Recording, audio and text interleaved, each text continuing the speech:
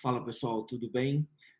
Sou o professor Leonardo Nascimento e eu vou falar um pouco para vocês de um estudo muito interessante, como sempre, né? Eu tento trazer para vocês aqui informações relevantes e interessantes.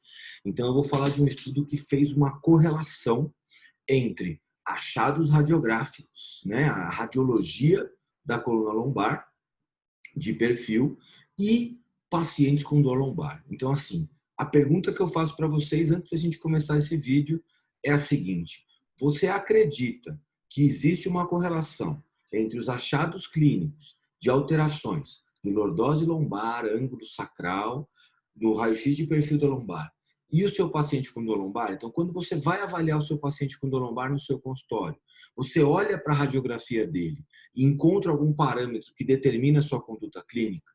A intensidade de dor tem uma correlação com esses itens? Vou explicar para vocês como é que a ciência entende esses fenômenos de correlação e acho importante vocês usarem esse conceito de correlação sempre que vocês forem pensar nesses fenômenos. Por exemplo, existe uma correlação do fenômeno A com o fenômeno B? Isso precisa ser medido estatisticamente. Então, se isso não for medido, é muito difícil a gente conseguir afirmar esse tipo de alteração. Vou mostrar minha tela para vocês e aquela hora que vocês gostam, que eu fico pequenininho, minha cara diminui e fica muito importante o paper, que é o que vocês querem ver. Então, espera só um minutinho. Vou compartilhar minha tela com vocês. Aqui está o título do paper, ó. Relationship between radiographic lumbosacral spine mensuration and chronic low back pain intensity, a cross-sectional study. O que eles fizeram então? Eles fizeram a relação entre as alterações radiográficas da coluna lombosacral e a intensidade da dor em pacientes com dor lombares crônicas. Então, o que a gente pode perceber nesse estudo? Que eles têm que caracterizar muito bem os pacientes com dor lombar crônica, tá? E classificar muito bem e padronizar muito bem essas medidas radiográficas. Porque se não tiver padronizado essas medidas radiográficas, não adianta falar de correlação, porque a fonte das medidas tem um erro. Então, eu vou mostrar para vocês como é que eles fizeram essas medidas e, a partir dessas medidas, como é que eles calcularam essa correlação.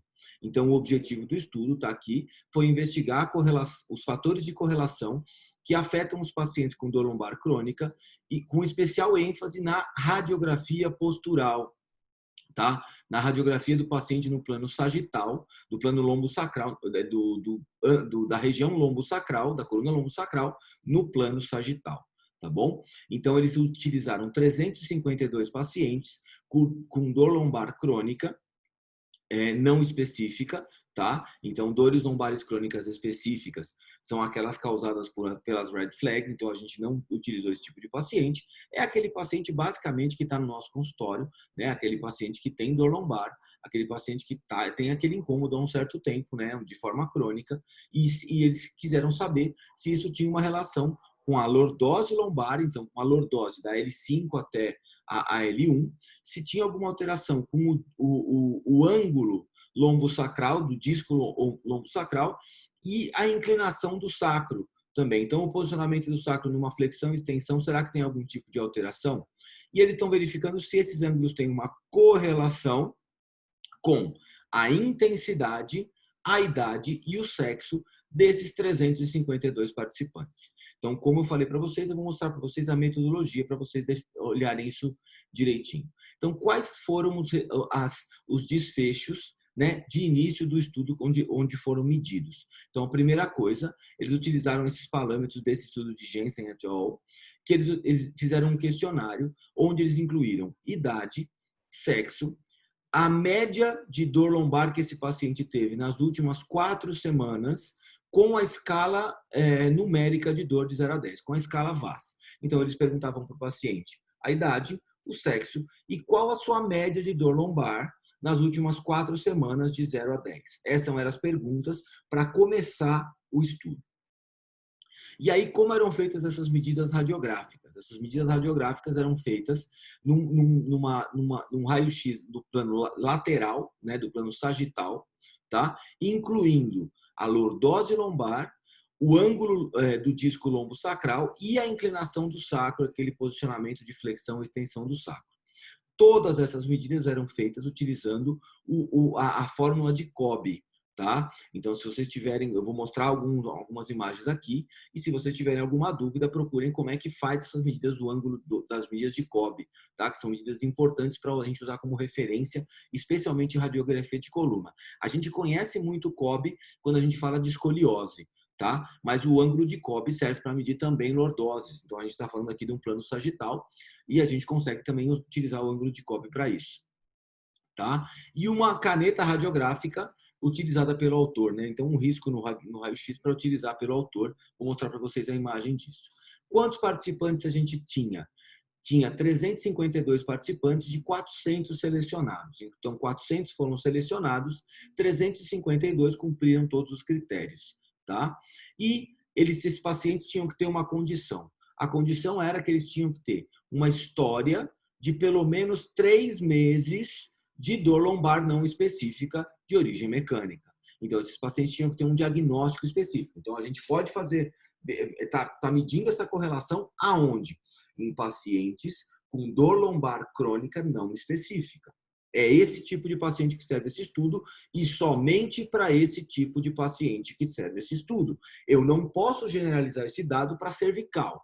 Eu não posso generalizar esse dado para o ombro. Eu não posso generalizar esse dado para qualquer outro lugar. Isso vale para esse perfil de paciente especificamente e para essas medidas que foram realizadas. Não tem nenhuma outra condição de conseguir encaixar dentro desse estudo. Como é que foi feita a medida do ângulo da lordose? Exatamente dessa forma. Era traçada uma linha reta no platô superior de L1, tá? Paralela a esse platô, e era traçada uma reta no platô inferior de L5. A junção dessas duas retas era traçada uma reta perpendicular a essas retas de L1 e de L5, e então era medido esse ângulo aqui. O que eles encontraram?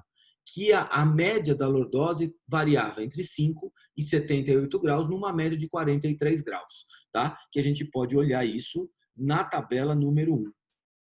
Opa, pulei a tabela número 1. Cadê? Tabela número 1, ele fala de tabela número 1. Aqui já tem tabela 2. E a tabela número 1 que sumiu do estudo. Olha que interessante. Olha que legal. Ele fala de tabela 2, essa tabela 2 não aparece, essa tabela 1, e essa tabela 1, essa table 1 não aparece no estudo. Uma falha dos editores da revista. Provavelmente, deixa eu ver se essa tabela 2 é essa que eles estão falando. Ah, é essa tabela 2, tá vendo? Eles chamaram de tabela 2, provavelmente isso aqui foi alguma coisa na edição da revista. Então não se assustem, isso acontece inclusive ao vivo na gravação de vídeos, tá? Aqui a gente tem, ó, o outro ângulo que foi medido, o ângulo de inclinação do sacro. Então esse ângulo de inclinação do sacro, a gente pode olhar aqui, ó, tá? Então, não, é esse aqui, ó. O ângulo de inclinação do sacro é esse aqui, ó, tá? Então era traçada uma linha reta na parte posterior de L5 e junto com essa parte da base do sacro e uma outra linha, né? E a gente media esse ângulo aqui para a gente verificar qual que era o posicionamento do sacro, mais em flexão, mais em extensão. E a terceira medida era esse ângulo do disco lombosacral, tá? Então eram traçadas duas retas, eu não sei por que isso aí ficou, aí saiu. Eram traçadas duas retas. E essas duas retas a gente tinha uma no platô inferior de L5, uma no platô superior do sacro, e aí a gente media esse ângulo entre essas duas retas, que era o ângulo, basicamente o ângulo lombosacro, mas eles chamam isso de ângulo do disco lombosacro. Então essas três medidas de lordose, inclinação do sacro e o ângulo foram relacionadas. E aí o que eles falam na discussão? Nessas características, vamos primeiro entender as características dos participantes. Porque, assim, quando a gente fala de dor lombar, muita gente quer estudar dor lombar e fala assim, mas qual que é o N que eu utilizo? Olha, nesse estudo aqui, eles utilizaram 352 pacientes para fazer um estudo de correlação. Mas, presta atenção uma coisa, nessa amostra tinham 352 pacientes de 400 selecionados, com histórico de dor há pelo menos 3 meses. 166 mulheres, 186 homens. A idade era entre 18 anos e 81 anos de idade, e com uma idade média de 41,5. E a dor média lombar era de 4,7 de 10. Então, eles tinham uma dor relativamente mediana, próximo de 5. Ou seja, Esse é o tipo de perfil de paciente com dor lombar. De 18 a 80 anos, com basicamente a dor vai ser mais ou menos entre 4 e 6, mais ou menos 4,7 de 10.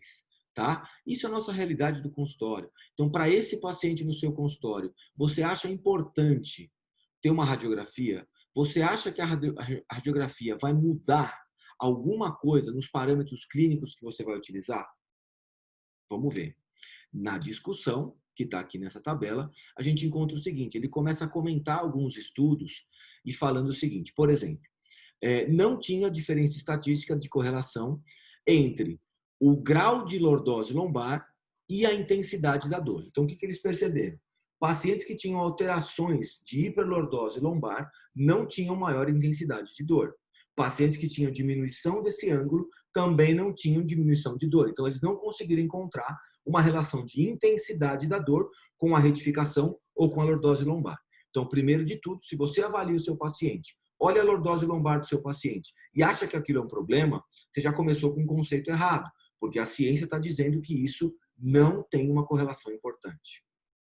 E aí ele mostra um outro estudo que também não encontrou uma diferença identificada entre os participantes normais e os pacientes sintomáticos com dor lombar crônica não específica. Ou seja, alterações radiológicas acontecem em pacientes assintomáticos da mesma forma que acontecem em pacientes sintomáticos, especialmente quando se trata de dor lombar crônica. Então, a gente não pode levar parâmetros radiológicos em consideração.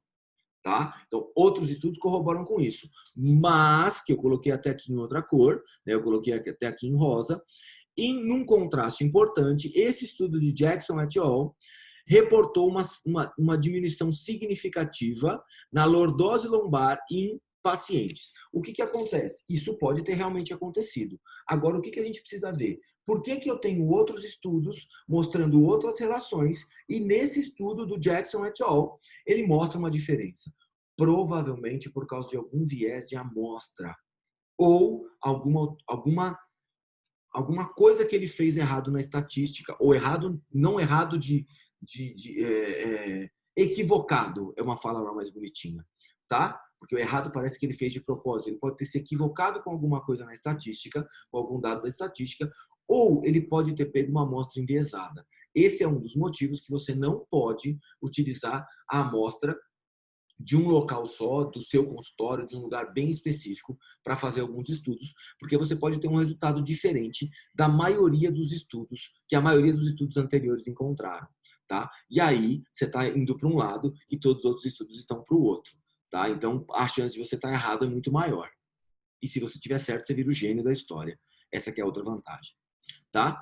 Os resultados desse estudo concordam e discordam com estudos anteriores, porque tem estudo que corrobora e tem estudo que fala o contrário. Então, quando você vai fazer uma discussão de um estudo, é importante você levantar todas as opiniões sobre esse tema. E aí o que acontece? E esses dados concordam e discordam em relação à inclinação do sacro e o ângulo lombosacral, que eles conseguem encontrar em alguns estudos uma correlação com dor, idade e sexo. Então, a gente consegue perceber que o ângulo lombosacral, tá? E a inclinação do sacro, o posicionamento do sacro em flexão e extensão, pode sim ter uma correlação com a dor, tá? Mas a lordose não, tá? Então a gente percebe que tem algumas correlações interessantes que devem ser estudadas mais profundamente. Quando a gente fala de aplicação clínica de tudo isso, o autor afirma que os resultados não dão suporte, não apoiam a utilização da radiografia lombar, tá? Para medir a intensidade da dor e para controle, né, de tratamento da dor de pacientes com dor lombar crônica não específica. Ele fala da limitação dos estudos e a grande conclusão desse estudo é que o estudo determinou que não teve uma correlação entre a lordose lombar e os níveis de dor de pessoas com dor lombar crônica e todas as medidas do plano sagital, radiográficas do plano sagital, tem uma correlação pobre com a dor e com a idade. No entanto, uma muito fraca, mas estatisticamente significante, foi encontrada entre 3 medidas radiográficas e o sexo. Então, o que acontece? Ele faz uma conclusão onde A gente não tem uma relação com a lordose lombar. Então, você afirmar que o seu paciente tem uma retificação ou uma hiperlordose lombar, e essa é exclusivamente a fonte de dor do seu paciente, você está cometendo um grande equívoco, tá? Agora, algumas medidas radiográficas têm uma correlação pobre entre idade e dor, então a idade pode ter ser algum tipo de agravante para os seus pacientes com essas alterações, mas a gente não teve teve uma correlação muito fraca entre as 3 medidas radiográficas e o sexo. Então, isso não tem uma alteração entre homens e mulheres. Tá? O que eu quero que vocês entendam? Muitas pessoas utilizam correlações para explicar fenômenos. Correlação a gente só pode afirmar e só pode falar de correlação quando eu tenho efetivamente uma correlação estatística. Então, olhem direito esse estudo, eu vou deixar o link do estudo aqui embaixo no primeiro comentário do vídeo, se vocês quiserem acessar, e espero que vocês tenham gostado do vídeo de hoje. Muito obrigado, e só para avisar, hoje eu estou com 921 seguidores.